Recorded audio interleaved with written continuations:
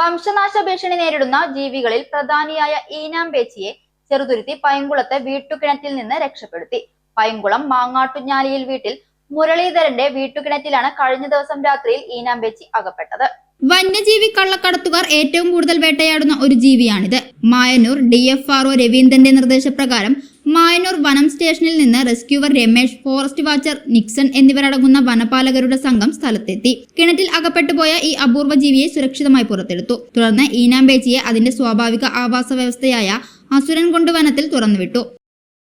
പൈങ്കുളത്തുള്ള മുരളീധരൻ പറഞ്ഞ വ്യക്തിയുടെ വളപ്പിൽ നിന്നാണ് എടുത്തത് കിണറ്റിൽ നിന്ന്. അപ്പോൾ ഇത് ഒരു സംരക്ഷണ വിഭാഗ ജീവിയാണ്.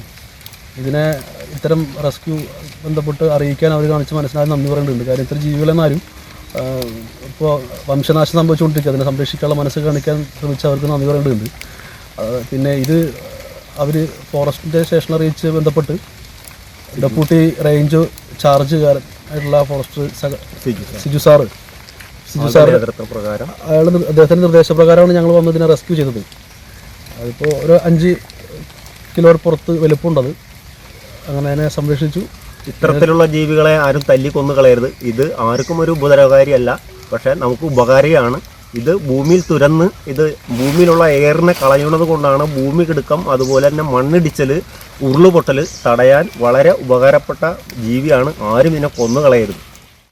സൗജന്യ വൈഫൈ കണക്ഷൻ അങ്ങനെ വരാൻ വഴിയില്ലല്ലോ.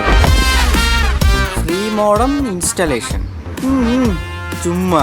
സത്യാടോ, എന്റെ വീട്ടിൽ ഈ കണക്ഷനാ. തന്നെയും വിശ്വാസമില്ല. അല്ല കേരള വിഷൻ. കേരള വിഷനിലേക്ക് സ്വാഗതം. ഇപ്പോൾ വൈഫൈ കണക്ഷൻ എടുക്കാം ഫ്രീ ആയി.